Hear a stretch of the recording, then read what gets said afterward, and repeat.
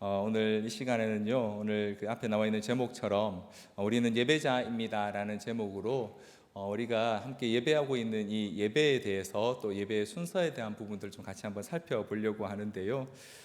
시작 전에 한 가지 광고 말씀, 기도 부탁드리면 담임 목사님께서 내일부터 이틀간 또 우리 춘천에 있는 춘천의 그 JDM에서 이렇게 강의차 출타하시게 되었는데요. 사실 주말까지 이어져 있는 주말도 이어져 있는 그런 일정이라 목사님께서 피곤치 않도록 잘 감당하실 수 있도록 건강을 위해서 또 말씀 전하시는 사역 위해서 함께 기도해 주시면 좋겠습니다. 네, 오늘 함께 우리는 예배자입니다라는 이 강의 한편 같이 좀 나누겠는데요. 온라인으로 보시는 분들도 또 온라인으로 전달된 그 강의 한 통해서 같이 좀 보시면 좋겠습니다.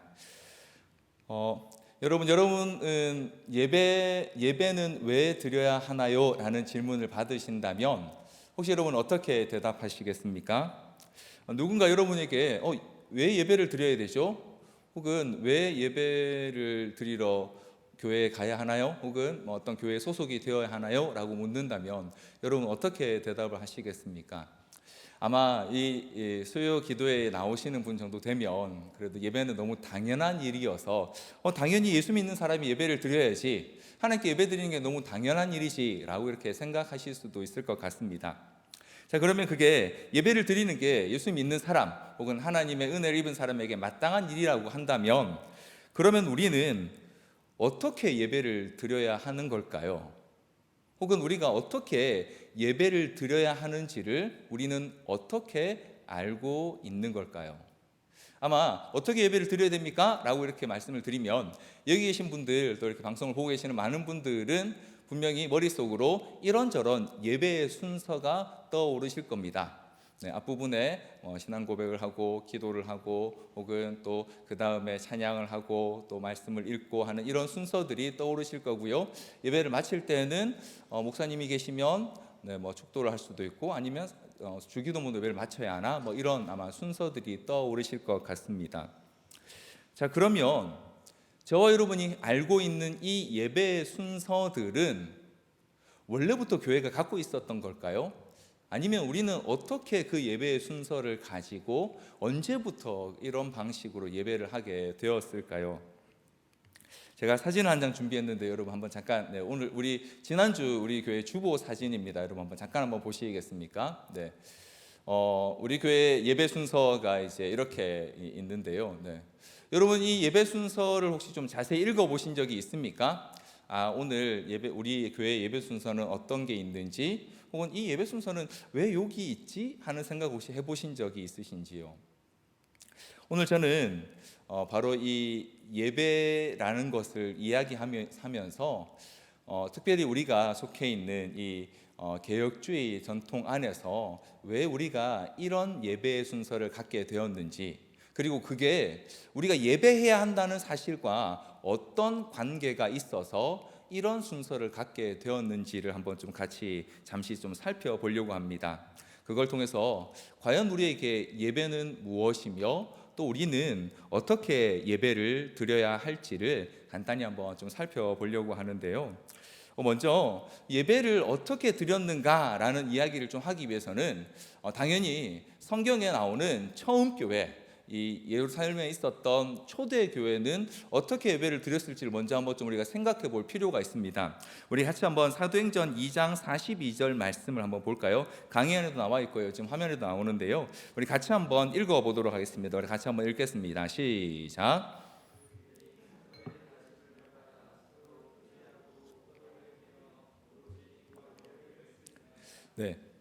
초대교회, 예루살렘에서 처음 생겼던 교회가 처음 이렇게 예배를 드렸답니다. 먼저 사도의 가르침을 받았고요, 그리고 서로 교제하며 떡을 떼며 기도하기를 힘썼다라고 말합니다. 보통 여기서 예배의 가장 중요한 4가지 요소를 이야기합니다. 말씀, 그 다음 교제, 그리고 떡을 떼는 성찬, 그리고 기도, 이 4가지를 보통 이야기를 하게 되는데요.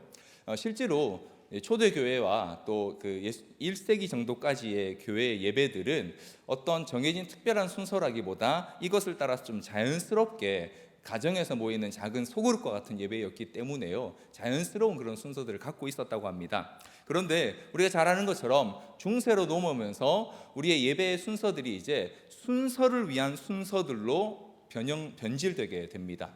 그래서 당시에는 사제들만이 예배를 집전하면서 앉아있는 성도들은 전혀 알아듣지 못하는 라틴어로 예배를 인도하고 성경을 읽고 아주 간단한 설교를 하는 등 이런 여러 가지 이제 장치들로 인해서 중세 시대에는요, 예배가 아니라 예식 혹은 거의 제사와 가까운, 그래서 이 성도들은 그 예배에 그 앞에서 사제가 시키는 대로 참여만 하는 방식의 예배로 변질되게 됩니다. 바로 이제 이렇게 변질되어 버린 예배를 이제 종교개혁자들이 이제 하나님 성경 안에서 바른 예배로 되돌리기 위해서 예배의 순서들을 개혁하고요. 그리고 그 예배 안에 어떤 내용들이 들어가야 할지를 이제 성경 안에서 정리를 하게 되는데요. 그걸 신학적인 용어로 예전이라고 그렇게 말을 합니다. 자, 그런데 이 어려운 예전이라는 말을 쓰지 않더라도 예배 순서라고 했을 때 이 예배 순서가 그러면 초대교회 때처럼 그냥 편안하게 각자 하고 싶은 대로 하면 참 좋을 텐데 라고 생각할 수 있지만, 그렇게 해서는 하나님께서 원하시는 혹은 성경적인 예배를 드릴 수 없는 경우들이 훨씬 더 많습니다. 제 개인적인 그러니까 한 경험을 한번 말씀드리면요, 제가 이제 대학 시절에 개인적으로 좋아하는 이 음악 장르가 있었습니다. 힙합을 저는 굉장히 좋아했습니다. 네, 외모와 별로 어울리지 않는다 생각하실지 모르지만 제가 당시 힙합을 너무 좋아한 나머지 힙합 전사가 되어 보리라 하는 마음을 가지고 이제 그 당시에 아주 유명한 이 CCM 그 그룹 중에 이 힙합 댄스를 가르쳐 주는 그런 곳이 있었습니다. 제가 거기 이제 등록을 하고 호기롭게 이제 배우러 갔습니다. 근데 첫날부터 너무 힘들었습니다. 왜 힘들었냐면요, 이제 모여서 거기 오신 분들이 다 이제 기독교인들이니까 같이 기도를 하는 것까지 좋은데, 사실 저는 이제 춤을 배우러 간 거거든요. 힙합 댄스를 배우러 간 건데 이분들이 계속 동작을 가르치면서 이게 하나님을 예배하는 동작이라고, 이게 이렇게 마음을 다해서 하셔야 된다고, 나는 춤을 배우러 왔는데 라는 그 생각과 계속 그분들이 이게 하나님을 예배하는 거라고 하는 그 말이 너무 불편했어요. 그래서 한 달을 채 넘기지 못하고 그만뒀습니다. 지금은 조금 후회가 됩니다. 그때 좀 더 잘 배워 놓을 걸 하는 그런 마음이 있지만요. 이처럼 예배의 순서가 하나님께서 원하시는 것과 또 성경이 우리에게 가르치는 것들을 정해놓지 않게 되면요, 물론 저는 그게 100% 틀렸다고 말하고 싶지는 않습니다만, 각자 자기 소견에 옳은 대로 옳은 방식대로 예배하게 될 수밖에 없는 것이 바로 우리 인간의 어쩔 수 없는 죄된 본성입니다. 그래서 우리의 믿음의 선배들은요, 성경에 나오는 원리를 따라서 또 하나님께서 우리에게 말씀하시는 말씀의 그 언약의 원리를 따라서 몇 가지 예배의 순서들을 정리하게 됩니다. 그리고 그 중에 가장 모범적으로 잘 정리하고 또 우리의 믿음의 전통과 가장 가까운 그 예배의 모범이 바로 웨스트민스터 예배 모범이라고 정리되어서 1645년도에 우리가 잘 알고 있는 그 웨스트민스터 신앙 고백서를 만들어낸 그 회의 때 이제 발표가 되게 됩니다. 사실 여기 계시는 우리 성도님들은 보실 일이 거의 없을 텐데요. 교회에 이제 교단에서 만든 교회 헌법이라는 책이 있습니다. 교회 안에 있는 여러 가지들, 예를 들어서 교회의 정치 제도 혹은 교회의 예배 제도, 여러 가지 이제 일들을 이제 규정해 오는 헌법책이 있는데, 바로 그 헌법책에는 바로 이 예배 모범을 따라서 그 교단의 예배의 순서들을 정리해 오는 그런 순서들이 있습니다. 그게 바로 이 예배 모범과 거의 사실 유사한데요. 오늘 제가 이 웨스트민스터 예배 모범에 나오는 그 예배 모범이 제안하는 예배의 원리와 또 순서들을 좀 살피면서 지금 저희가 함께 우리가 예배하고 있는 주일 예배 형태의 어떤 의미들이, 우리는 왜 그렇게 예배하게 되었는지를 한번 좀 자세히 한번 살펴보도록 하겠습니다. 참고로 오늘 제가 하는 강의는요, 이 특강 예배 모범이라는 이 책에 있는 내용들을 상당히 많이 도움을 받았습니다. 혹시 조금 더 자세한 내용들이 알고 싶은 분들은 이 특강 예배 모범을 좀 참조하시면 굉장히 쉽게 잘 설명되어 있으니까요. 오늘 시간상 제가 좀 간단하게 요약해서 한번 좀 내용을 좀 보도록 하겠습니다. 먼저 앞서 말씀드린 것처럼 예배에는 원칙이 필요합니다. 하나님께서 원하시는 방식과 성경에 말씀해 주신 방식들을 가지고 예배해야 될 필요가 있습니다. 이걸 이제 규정적 원리라고 하는데요. 쉽게 말하면 우리가 잘 알고 있는 구약에 보면 예배의 방법이 있습니다. 출애굽기 20장 이하에 보시면 하나님께서 이스라엘 백성에게 십계명을 주시고 그 다음 첫 번째 주신 게 바로 예배의 방식, 성막에서 어떻게 제사를 드리고 어떤 방식으로 성막을 건설해야 하는지를 알려주셨습니다. 바로 거기에서 하나님께서는요, 예배를 하는 방식을 특별히 출애굽기 20장에 나오는 우리가 잘 알고 있는 십계명의 1계명과 2계명에서 이렇게 말씀하고 계십니다. 첫 번째 계명은 우리가 잘 아는 것처럼요, 너는 나 외에 다른 신들을 내게 두지 말라라고 하셨습니다. 하나님을 예배할 때 다른 신을 함께 예배할 수 없다는 것입니다. 두 번째 계명은 이렇습니다. 너를 위하여 새긴 우상을 만들지 말고 또 위로 하늘에 있는 것이나 아래로 땅에 있는 것이나 땅 아래 물속에 있는 것의 어떤 형상도 만들지 말며 그것들에게 절하지 말며 그것들을 섬기지 말라고 하셨습니다. 자, 이 두 번째 계명은요, 단순히 우상을 만들지 말라라는 의미만 가지고 있는 게 아니라요, 하나님을 섬길 때에 그런 방식으로 하나님을 예배하거나 섬길 수 없다는 겁니다. 보통 사람들이 이게 하나님일지도 몰라, 혹은 저게 하나님일지도 몰라, 나는 하나님이 이런 분이셨으면 좋겠어 라고 하면서 자기 임의대로 하나님을 어떤 형상에 빗대거나 혹은 그렇게 만들어서 하나님을 섬길 수 없다는 것입니다. 그럼 어떻게 하나님을 섬겨야 합니까? 하나님께서 알려주신 방식대로 하나님이 정하신 장소에서 하나님이 정하신 사람들에 의해서 제사라는 방식으로 하나님을 섬기도록 그렇게 규정하셨던 겁니다. 지금 저 여러분이 함께 보고 있는 역대하 8장, 우리 아침에 새벽에 이제 보고 있는 매일 성경에도 보면요, 역대하 8장 11절로 16절에 보면 솔로몬이 성전을 완공하고 난 이후의 기사를 이렇게 기록합니다. 모세의 명령을 따라 다 행했다라고 말하고요, 하나님의 성전을 짓는 일이 결점 없이 이루어졌다고 역대하 8장 16절에 기록되어 있습니다. 여기서 결점이 없다라는 말은 하나님께서 처음 정하신 그대로 다 되었다라는 뜻입니다. 다시 말하면 하나님을 예배하는 장소뿐만 아니라 그 예배의 방법까지 이미 하나님께서 정해주신 그 방법대로 되도록 한 그것이 바로 솔로몬 왕의 가장 중요한 업적이었다라고 역대하가 기록하고 있는 것입니다. 구약에서 하나님께서는 이렇게 분명하게 하나님을 예배하는 방법을 정해 주셨고요, 그리고 반드시 그것을 따르게 하셨습니다. 자, 그런데 신약에서는 어떤 원칙을 주셨을까요? 우리가 잘 알고 있는 말씀입니다. 요한복음 4장 24절 말씀에 보면 예수님께서 우리에게 예배에 대해 이렇게 말씀하고 계십니다. 우리 같이 한번 읽어보겠습니다. 시작. 하나님은 영이시니 예배하는 자가, 여기 보시면요, 예배하는 자가 영과 진리로 예배해야 한다라고 말씀하고 있습니다. 자, 여기서 우리말 성경은 영과 진리로라고 하고 있는데요, 조금 더 이제 잘 번역을 한다면 성령 안에서, 진리 안에서 예배해야 한다라고 말씀하고 있습니다. 왜 성령 안에서 예배해야 합니까? 사람이 하나님께 드리는 예배는요, 우리의 노력이나 우리의 의에 기반하지 않기 때문입니다. 우리가 예배할 수 있는 이유는 하나님께서 우리에게 주신 은혜 때문이지, 우리가 예배하고 싶다고, 하나님께 언제든 내가 나아가고 싶다고 되는 것이 아니기 때문에 우리는 성령 안에서, 또 성령께서 우리에게 주시는 그리스도의 은혜를 의지할 때만 예배할 수 있기 때문에 우리는 성령 안에서 예배해야 합니다. 두 번째로 진리 안에서 예배해야 됩니다. 진리의 말씀인 하나님의 성경이 우리에게 가르치고 우리에게 보여주시는 대로 예배할 때에만 그것이 영이신 하나님을 예배하는 참된 방법이 될 수 있는 것입니다. 자, 이것이 예수님께서 신약 시대에 우리에게 주신 예배의 규정적인 원리, 즉 이걸 따라 예배해야 된다라고 이렇게 말씀하신 것인데요, 사실 이것만 가지고 앞서 우리가 보았던 주보에 나오는 그런 예배 순서를 만들기는 굉장히 어렵습니다.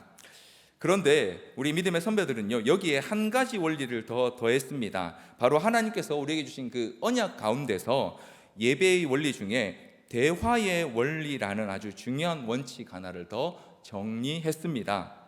왜 대화의 원리냐면요, 예배가 가능한 이유가, 우리가 하나님께 나와서 예배할 수 있는 이유가요, 우리가 원해서 혹은 우리가 하나님을 찾아서가 아니라 창조주이신 하나님께서 피조물인 우리에게 먼저 다가오셨기 때문이라는 사실에서 이 대화의 원리가 시작합니다. 하나님께서 우리에게 오셔서 하고자 하신 일이 뭐냐? 바로 우리와 피조물에 불과한 우리들, 피조물뿐만 아니라 하나님을 배신하고 하나님을 떠나버린 우리와 그 망가져버린 관계를 회복하고 하나님과 주인과 백성의 관계, 아버지와 자녀의 관계를 회복하시기 위해 하나님께서 우리를 찾아오셨다는 것이죠. 바로 거기에서 우리가 예배할 수 있는 이유가 생겼기 때문에요. 히브리어에서 예배를 뜻하는 단어는요, 원래 원뜻은 엎드려 섬기다라는 뜻을 가지고 있습니다.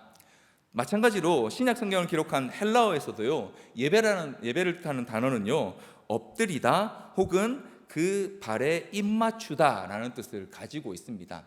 가끔 영화에서 보시면요, 종들이 자기 주인 앞에 이렇게 엎드려서 발에 입맞추거나 혹은 땅에 엎드리는 모습들을 가끔 보실 수 있을 겁니다. 바로 그 모습이 하나님 앞에 예배하는 우리의 모습이라는 것입니다.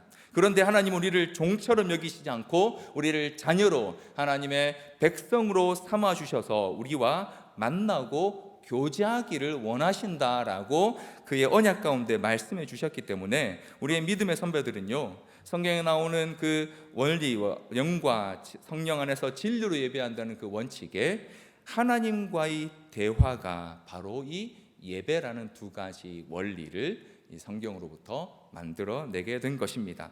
그리고 이 두 가지 원리에 따라서 몇 가지의 예배의 순서들을 정리하게 됩니다.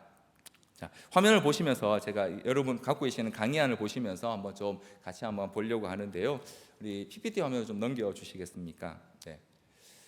웨스트민스터 예배 모범이 우리에게 보여주고 있는 이 예배 순서는요, 먼저 말씀드리지만 이게 모범적인 제안이지 반드시 이렇게 해야 한다는 원칙이나 규칙은 아닙니다. 이것이 앞서 말씀드린 성경이 말하는, 그리고 하나님께서 원하시는 그런 관계와 또 만남의 가장 모범적일 수 있는 방식이다라고 이렇게 얘기를 하고 있는데요. 첫 번째, 예배를 크게 5부문으로 나누고 있습니다. 첫 번째는 첫 번째는요, 예배로의 부르심을 먼저 이야기합니다. 그리고 두 번째로, 제가 가려서 잘 안 보이시는데, 죄의 공적인 고백과 그리고 사죄의 선언을 이야기하고요. 그리고 세 번째는 기도와 말씀의 선포, 그리고 네 번째는 성례, 그리고 강복 선언. 용어는 조금 제가 이따 설명을 드릴 테니까요.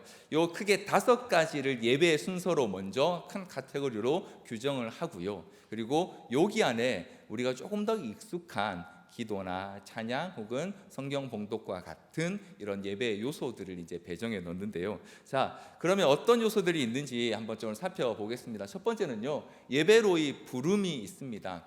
이 왜 예배의 부름이 예배의 첫 번째 순서가 되냐면요, 앞서도 계속 말씀드렸던 것처럼 우리의 예배는 우리가 원해서 나아가는 게 아니라 하나님께서 우리를 불러주실 때부터 예배가 가능하기 때문에 예배의 첫 번째 순서를 보통 예배로의 부름 혹은 예배로의 초대 혹은 성경 말씀에 나오는 하나님께서 우리를 부르시는 것들을 통해서 이제 우리가 함께 예배할 수 있게 되었습니다 라는 선언으로 시작하게 됩니다.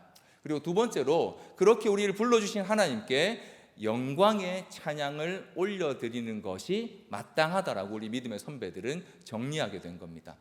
영광송이라고 하면 조금 어색하실 수 있는데요, 예전에 찬송가를 이렇게 많이 보셨던 분들 아마 기억하실 겁니다. 찬송가 앞에 보시면 1장부터 약 한 5, 60장 정도까지 보시면 송영이라는 제목으로 달린 찬양들이 쭉 있습니다. 그 찬양들이 바로 이 영광송에 해당되는 찬양들입니다. 하나님께 하나님의 영광을 찬양하고 또 그분이 행하신 일들을 기뻐하는 찬양들이 바로 이 영광송으로, 하나님께서 우리를 불러주신 것에 대한 반응으로 이제 영광송을 불러드리는 거죠. 그리고 그렇게 하나님 앞에 찬양하고 난 다음에 뭘 하냐면요, 신앙 고백을 하게 됩니다. 하나님께서 우리를 불러주셨는데 우리가 그 하나님을 어떤 분으로 알고 있고, 그리고 지금 어떤 마음으로 함께 예배하러 나아가는지를 고백하기 위해서 개인의 신앙의 고백이 아니라 공동의 신앙의 고백문을 가지고 하나님 앞에 신앙 고백을 하는 것을 예배의 부름의 단계로 우리 믿음의 선배들이 이렇게 정해 놓았습니다. 자, 그런데 이제 조금 이따 또 설명을 좀 드리겠지만 신앙 고백은 한 가지 좀 독특한 걸 안고 있습니다. 신앙 고백은 단순히 우리가 드리는 것일 뿐만 아니라 하나님께서 우리에게 가르쳐 주신 것을 우리가 받아서 고백하는 형태를 안고 있습니다. 여러분 혹시 마태복음 16장 16절에 나오는 베드로의 신앙 고백을 기억하십니까? 주는 그리스도시요 살아계신 하나님의 아들이십니다 라는 고백을 했을 때 17절에 예수님께서 베드로에게 이렇게 말씀하십니다. 바요나 시모나 내가 복이 있도다. 이를 내게 알게 한 것은 혈육이 아니고 하늘에 계신 내 아버지시다 라고 그렇게 말씀하십니다. 다시 말하면 우리의 신앙 고백조차도 우리 안에서 나오는 게 아니라 하나님께서 우리에게 알게 하신 것들을 사실은 고백하는 형태를 취하고 있습니다. 이제 그렇게 하나님께 먼저 예배를 시작하면서 신앙을 고백하면서 나아가게 됩니다. 자, 이제 그 다음으로 이렇게 하나님 앞에 선 우리들 앞에 어떤 일이 벌어지냐면요. 보통 이제 우리 믿음의 선배들은 여기에 십계명 낭독하는 순서를 넣었습니다. 왜냐하면 이 십계명이 바로 하나님께서 자기 백성에 주신 언약입니다. 그 언약을 하나님께서 우리에게 다시 한번 들려주시는 형태로 예배를 진행하도록 만들었습니다. 자, 그런데 여러분 잘 아시다시피 십계명을 우리가 듣게 되면 우리에게 어떤 반응이 자연스럽게 나오게 됩니까? 나 지난주에 저거 못 지켰는데, 나 지난주에 이거 잘 안 됐는데 하는 것들이 나오게 되기 때문에요. 이어서 자연스럽게 죄의 공적인 고백을 예배의 순서로 넣었습니다. 자, 그런데 여기서 한 가지 주의할 것은요. 여기서 죄의 공적인 고백은요, 우리 믿음의 선배들은 이렇게 봤습니다. 개인의 죄를 고백하는 것도 중요하지만 우리 공동체 예배하고 있는 우리 모두가 다 동일한 마음으로 하나님 앞에 죄인이란 사실을 인정하고 나아가는 것이 중요하다고 보았습니다. 그래서 죄의 공적인 고백, 내 죄를 다른 사람에게 공개적으로 이야기하는 것이 아니고요, 다 함께 하나님 앞에서 우리가 죄인입니다 하나님, 그런 우리를 이 시간 불러주셨는데 우리는 여전히 하나님 앞에 죄의 이 본능 아래 사로잡혀 있습니다라는 고백을 하고 사죄의 간구를 기도를 하게 됩니다. 그러면 하나님께서 그 고백에 대해 사죄의 선언을 해주시는 방식으로 보통 이제 예배 인도자인 목사가 성경 말씀에 나오는 사죄의 선언을 선포하는데요.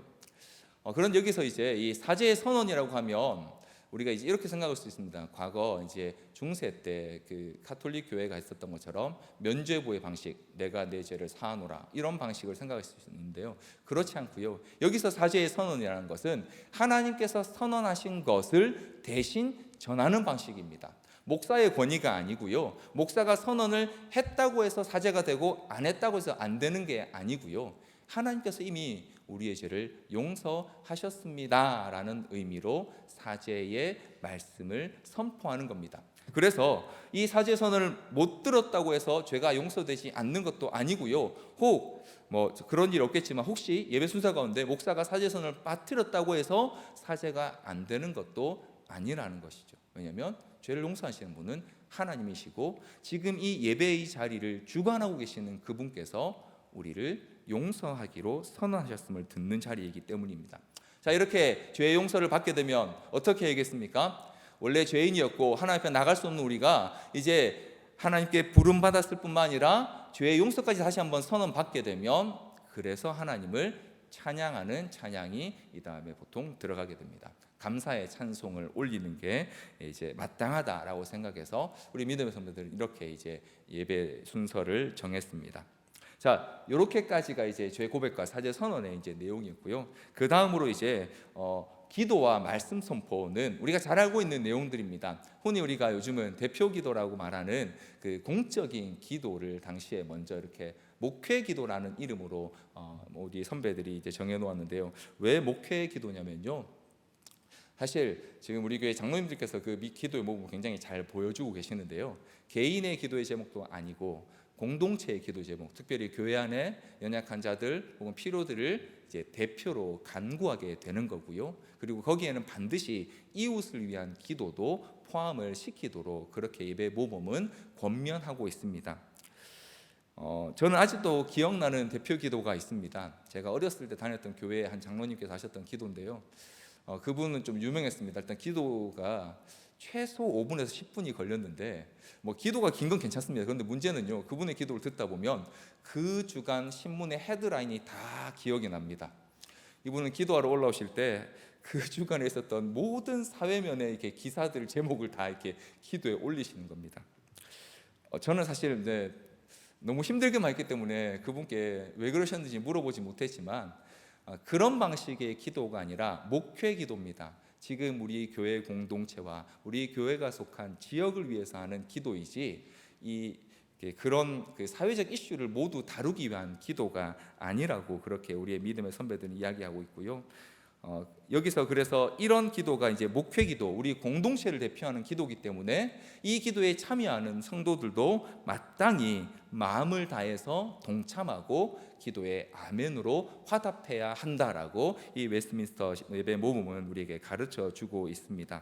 이렇게 기도를 하고 나면요, 그 다음으로 이제 지금 우리 교회에서 함께 하고 있는 성경 낭독, 우리는 성경 봉독이라고 하기도 하는데요, 성경 낭독이 이루어졌습니다. 성경을 낭독이라고 한 이유가 있습니다. 왜냐하면 지금 이 웨스트민스터 예배 모범이 만들어질 때만 해도요, 당시에 예배를 참석하는 대부분의 성도들이 문맹이었습니다. 글을 읽지 못했습니다. 근데 더 문제는 지금 우리처럼 성경을 갖고 있지 못했어요. 성경이 너무 귀한 책이었습니다. 그래서 대부분의 사람들은 평생 동안 성경을 직접 읽을 수 있는 기회가 별로 없었습니다. 그래서 당시에는요, 이 성경을 낭독해 주었습니다. 그래서 참 재미있는 것은요, 이 웨스트민스터 예배 모범에서는 이 성경 낭독 시간에 지금 저희는 이제 그날 있을 이제 설교에 보통 본문만 이렇게 읽습니다. 혹시 또 본문 좀 길면 좀 줄여서 읽기도 합니다만, 웨스트민스터 예배 모범에서는 신약과 구약을 각각 한 장씩 읽도록 권하고 있습니다. 왜냐하면 그렇게라도 해야 성도들이 1년에 한 번 정도는 신구약 성경을 읽을 수 있기 때문에요. 물론 지금은 그렇지 않습니다만, 혹시 우리는 그때 성도들이 성경을 주일날 들었던 것보다 많이 읽고는 계시죠? 그래야 되지 않겠습니까? 마땅히 우리는 성경도 있고 글도 읽을 수 있으니까요. 당시는 워낙 성경이 희귀한 책이었고 글을 읽을 수 없는 사람들이 많았기 때문에 성경을 낭독해 주는 순서가 있었고, 심지어 설교와 별개로 낭독 중에 요 구절은 사실 이런 뜻입니다 라고 설명해 주는 그런 일도 하도록 그렇게 예배 모범이 이야기하고 있습니다. 중요한 건 하나님 말씀을 직접 듣게 해야 한다는 정신이 여기서 굉장히 중요하고요. 그리고 그걸 통해서 내가 계속 성경을 읽어야겠구나라는 이 도전을 받게 하는 것이 중요하기 때문에 이 성경 낭독을 예배의 순서로 이렇게 정해 놓았다고 합니다. 자, 그러므로 우리도 이제 주일 설교 때, 주일 예배 때 성경 읽을 때마다 내가 다시 성경을 읽어야겠다라는 다짐을 하시기를 부탁드립니다. 그렇게 성경을 읽고 나면 우리가 잘 알고 있는 설교가 전해지게 되는데요. 한 가지 재밌는 것은요, 실제로 이 웨스트민스터 예배 모범에서 가장 많은 부분을 다루고 있는 게 이 기도와 설교이긴 합니다. 그런데 웨스트민스터 예배 모범은요, 우리에게 이렇게 또한 가르쳐 주고 있습니다. 설교가 예배의 전부가 아니라고 말입니다.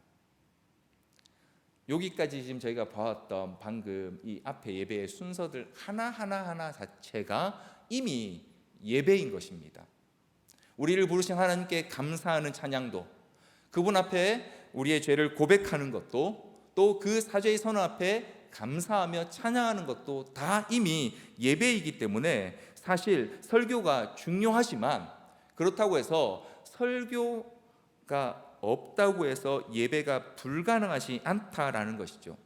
만약 이렇게 한번 생각해 볼 수 있을 것 같습니다. 설교가 예배의 전부라고 생각한다면, 다른 거 그냥 다 빼고 설교만 해도 충분할 텐데 왜 이렇게 뭘 많이 해야 되지? 라고 생각한다면 이런 식이 될 수 있을 것 같아요. 부모와 청소년기 자녀가 이렇게 대화를 하는데 아빠가 뭘 이야기하려고 하면 이렇게 아이가 아빠 알겠으니까 그래서 하고 싶은 말이 뭐예요? 빨리 말씀하세요. 저 바쁘니까. 라는 태도와 비슷해질 수 있다는 것이죠. 설교가 예배의 전부라면요. 하나님 됐고요. 다른 거 그냥 좀 바쁘니까 생략하고 빨리 말씀하시죠. 제가 말 잘 듣고 열심히 한번 해보겠습니다. 그런데 문제는 우리는 그렇게도 잘 안 될 때가 훨씬 더 많다는 거죠.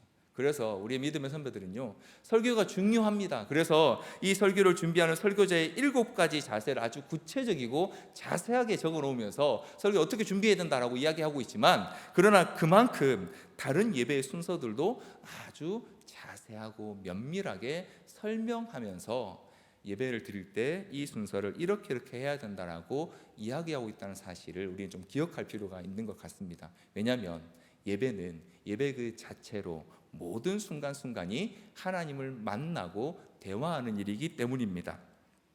자, 이렇게 예배의 말씀을 듣고 나면요, 그 다음 우리가 하는 것처럼 보통 적용의 기도를 하고요, 그리고 그 기도 이후에 이제 찬양을 하는 순서들이 이 예배 모범에도 동일하게 나와 있습니다.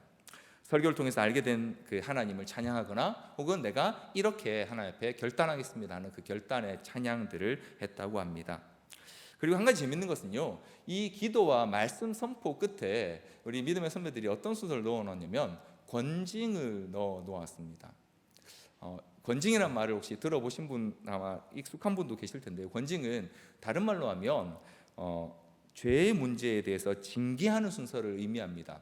왜 권징을 여기 넣어 놓았느냐면요, 말씀을 들은 결과로 우리 안에 있는 이런 죄의 문제를 우리가 이렇게 다루기로 했습니다 하는 이 말씀에 대한 반응으로서 권징을 설교의 마지막 순서로 그렇게 말씀 선포의 마지막 순서로 넣었다고 합니다. 이렇게 이제 권징까지 이제 하고 나면요, 그 다음에 이제 성례를 보통 당시에는 예배 때 하도록 그렇게 좀 규정했습니다. 성례는 우리가 잘 알고 있는 세례와 성찬이 있을 수 있습니다. 우리 나눔교회도 참 감사하게 한 달에 한 번씩 성찬을 했었는데요, 최근에 저희가 코로나 때문에 함께 성찬을 하지 못하는 게 굉장히 너무 아쉽습니다. 왜냐하면 이 세례와 성찬 자체가 바로 보이는 하나님께서 우리에게 주신 시청각 자료로서의 복음이거든요.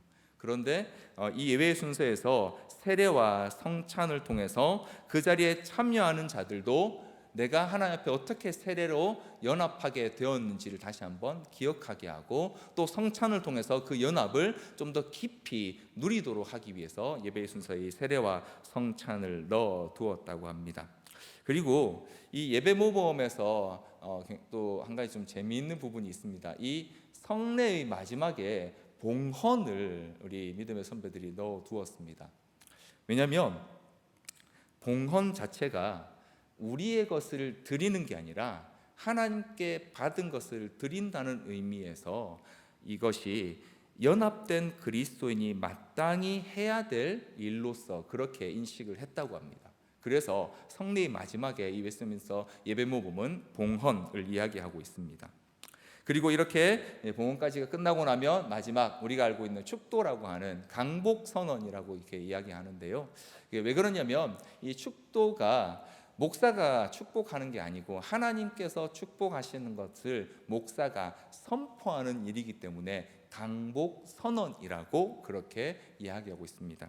하나님께서 예배를 모두 마친 우리들에게 하나님의 복으로 채우셔서 세상을 향해 다시 나아가도록 하시는 마지막 순간이 바로 이 축도 강복 선언인데요.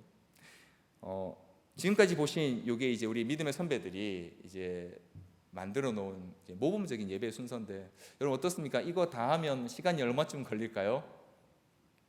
네, 최소한 2시간 정도는 예배를 드려야 되지 않을까 싶은데요. 근데 중요한 건 말씀드린 것처럼 이걸 이렇게 반드시 해야 됩니다 하는 규정으로 세운 게 아니라 예배는 이런 의미이기 때문에 하나님께서 우리에게 먼저 오셔서 말씀해 주신 것이고, 그 하나님과 우리가 정말 잘 교제하기 위해서 이런 방식들이 필요하다라는 모범으로서 제시를 했고요, 각 교회의 형편에 따라서 당회의 결정으로 이 예배 순서들은 바꿀 수 있다라고 그렇게 이야기하고 있는데요, 이 예배 모범이 우리에게 보여주고 있는 몇 가지 특징들이 있습니다. 첫 번째는 여러분 한번 보십시오. 예배의 시작과 끝이 누구에 의해서 이루어지고 있습니까? 예배의 시작도 하나님의 부름으로 시작되었고요, 예배의 마지막은 하나님께서 우리를 복으로 채우시는 것으로 끝나게 되어 있습니다. 다시 말하면 예배의 시작과 끝, 예배의 주도권은 우리에게 있는 게 아니라 하나님께 있음을 지금 이 예배의 순서가 우리에게 보여주고 있습니다. 제가 한 가지 좀 맡으렸는데요. 자, 제가 앞서 이게 이제 그 성경에서 이제 말하는 원리를 가지고 만들었다라고 말씀드렸는데, 이걸 이제 우리 선배들이요 이렇게 좀 보았습니다. 이게 이제 대화라고 봤을 때 이 순서들이 어느 방향으로 움직이고 있는지를 이렇게 좀 이제 만들었습니다. 먼저 예배로의 부름은 위에서 아래로 내려오는 거겠습니까? 아니면 아래에서 내려오는 아래에서 위로 올라가는 순서겠습니까? 네, 위에서 아래로 내려오는 순서입니다. 그래서 예배로의 부름은 이렇게 이제 표시를 해볼 수 있겠습니다. 이 표시는 제가 만든 건데요. 자, 그러면 예배로의 부름에 응답하는 영광송은 어떤 순서가 되겠습니까? 아래로부터 위로 올라가는 순서입니다. 신앙 고백은 좀 독특합니다. 앞서 말씀드린 것처럼 하나님께서 가르쳐 주신 것들을 우리가 다시 그분 앞에 돌려드리는 것이기에 신앙 고백은요 내려오는 것과 올라가는 것이 같이 있습니다. 하나님 우리에게 알려주신 것, 그것을 우리가 다시 하나님 앞에 고백해 드리는 거죠. 십계명 낭독을 통해서 우리의 죄를 깨닫게 하는 일들은 위에서 아래로 내려오는 방식이 되는 거고요. 그에 합당한 죄의 고백은 아래에서 위로 올라가는 순서가 되는 겁니다. 대화를 지금 주고받고 있는 겁니다. 하나님 말씀하시면 하나님 그랬군요. 제가 이런 부분에 이런 문제가 있었군요. 하나님 우리 공동체 안에 이런 아직 죄가 있었군요 라고 고백하고 거기에 대해 하나님께서 사죄의 선언을 하시면 우리가 또 하나님 앞에 찬양으로 감사를 돌리는 방식으로 진행이 되는 것입니다. 목회기도는 하나님 앞에 올려드리는 방식이고요. 성경 낭독은 하나님께서 우리에게 직접 말씀하시는 순서가 되는 겁니다. 설교 또한 하나님께서 우리에게 말씀하시는 거고요. 그렇게 말씀을 들은 우리가 기도와 찬양으로 결단하는 것은 하나님 앞에 올려드리는 우리의 고백이 되는 것이죠. 여러분, 권징은 위로부터 아래로 내려오는 순서일까요? 아래로부터 위로 올라가는 순서일까요? 어떤 순서일 것 같습니까? 여러분이 생각하시는 너무나 당연한 그 순서라면 제가 물어보지 않았겠죠. 권징은 놀랍게도요 아래서부터 위로 올라가는 순서로 인식을 한 것 같습니다. 말씀드린 것처럼 하나님이 말씀하신 말씀에 우리 공동체가 이렇게 반응하고 있습니다 하는 순서로 지금 말씀 선포 안에 넣고 있기 때문입니다. 성례에 나오는 세례, 성찬, 봉헌도 하나님께서 우리에게 주신 것으로 우리가 다시 하나님 앞에 고백해 드린다는 의미에서 양방향적인 소통을 가지고 있습니다. 세례는 하나님께서 우리를 먼저 자녀 삼아 주신 그 은혜에 대하여 우리가 믿음의 고백으로 나가기 때문에 그렇고요.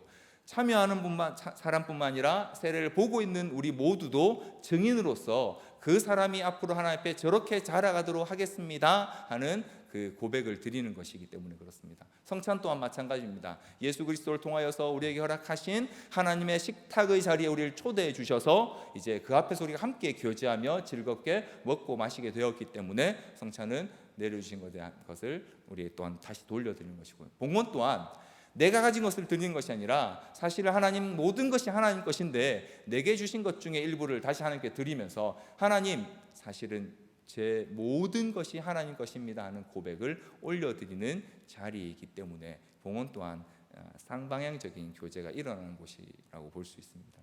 마지막 축도는 하나님께서 그런 우리에게 복을 주시는 온전히 우리를 채워주시는 자리가 되는 것이죠. 이렇게 이 예배는요 하나님과 우리의 교제, 대화로 이루어져 있습니다. 그렇기 때문에 앞서 말씀드린 것처럼 어느 한 순서만 유독 강조하고 그것만 있으면 예배를 완전히 드린 것처럼 여길 수는 없는 것입니다. 축도 예전에 제가 있었던 교회에서는 이렇게 마치고 나가려면 차가 좀 많이 막힙니다. 그래서 많은 분들이 축도 중에 일어나세요. 그냥 빨리 차를 빼야 빨리 나가실 수 있거든요. 근데 여러분 예배는 그렇게 할 수 있는 순서가 단 한 순서도 없습니다. 왜냐하면 하나님과 지금 만나는 자리고요. 하나님은 마지막에 세상으로 나아가서 하나님의 말씀을 가지고 결단하며 살아야 될 우리에게 주시는 그 은혜 없이 우리가 어떻게 살아갈 수 있겠습니까? 그래서 예배는 하나님과 우리가 서로 교제하는 관계, 이 예배의 순서 자체가 바로 우리와 하나님과가 어떤 관계에 있고 어떤 관계로 만나고 있는지를 보여주는 그 자체인 것입니다. 우리는 피조물이고 하나님을 배신한 배신자에 불과한데, 하나님을 버린 사람들인데, 그런 우리를 찾아와 주시는 하나님, 그리고 그분 앞에 대답하고 찬양할 수 있는 우리, 그리고 그런 우리에게 주시는 하나님의 은혜를 이 예배 순서 자체가 우리에게 보여주고 있다는 것이지요.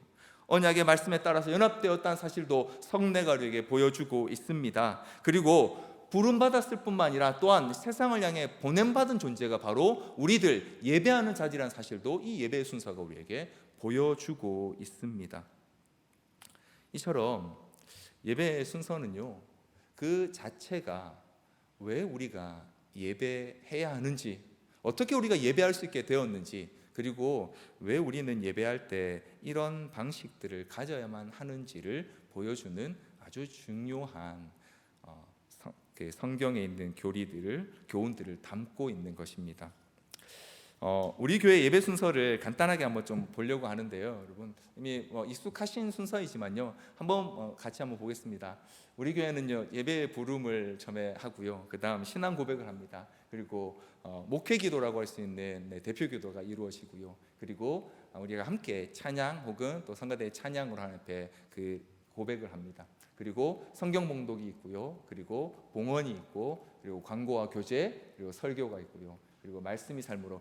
혹시 여러분 느끼셨는지 모르겠습니다만 약 한 2주 전부터 우리가 설교 후에 같이 찬양하는 것보다 말씀을 좀 마음에 새기는 시간들을 갖기 위해서 말씀이 삶으로라는 이걸 통해서 묵상하고 기도하는 그런 순서를 넣었고요, 마지막으로 이제 강목 선언을 하고 있는 축도로 이제 예배를 마치게 됩니다. 여러분, 자, 요것도 한번 우리가 앞에 봤던 아래 위 구조로 한번 이렇게 살펴보시겠습니까? 자, 예배로의 부름은 1차적으로 하나님께서 우리를 부르시는 자리이죠. 그런데 우리 교회의 순서에서는 하나님이 부르시는 것과 그런 하나님 부르심 앞에 찬양하며 나아가는 올려드리는 순서가 같이 이렇게 결합되어 있습니다. 신앙 고백 또한 마찬가지입니다. 하나님께서 우리에게 알려주신 것을 사도들의 고백을 잘 정리한 내용으로 하나님 앞에 다시 올려드리는 내용을 담고 있죠. 목회 기도는 앞서 말씀드린 그런 내용들을 담아서 우리 장로님들과 또 우리 집사님들께서 또 잘 하나님 앞에 기도로 올려드리고 있고요. 그리고 그렇게 그 기도 안에 여러분 들어보시면, 이렇게 이번 주부터 한번 들어보시죠. 그 기도 안에 반드시 우리 그 기도하시는 대표 기도자들께서 우리의 연약함과 또 죄를 용서해 달라는 그런 간구를 넣으십니다. 그 간구에 응답하시는 하나님께 믿음을 우리가 함께 찬양하는 겁니다. 찬양을 올려드리면서 감사하고 또 기뻐하는 거죠. 그리고 말씀을 듣고요, 함께 읽고요. 그리고 우리는 이제 순서를 지금 이렇게 조금, 우리 교회에서는 조금 이렇게 이제 이렇게 좀 잡아 놓았는데요. 봉헌을 통해서 하나님께서 우리에게 주신 것들을 가지고 고백하는 시간, 그리고 광고를 실제로 여러분 예배 순서에 넣고 있습니다. 왜냐하면 교제의 한 부분이기 때문입니다. 우리 교회 안에 성도들이 어떤 일들이 있고, 누가 어떤 일을 당했고, 혹은 누가 어떤 상황 가운데 있어서 어떻게 그를 격려하고 위로하고 혹은 기도해 줄 수 있을지가 성도의 교제에 굉장히 중요하기 때문입니다. 그래서 광고와 교제는 하나님 앞에서 우리가 마땅히 해야 할 일로 올려둔 순서로 우리가 지금 이렇게 넣고 있는 겁니다. 그리고 말씀을 듣고요, 그 말씀에 반응하는 의미에서 우리가 함께 묵상하고 기도하고, 마지막으로 이제 하나님의 복의 선언을 듣고 이제 세상을 나아가는 순서를 가지고 있습니다.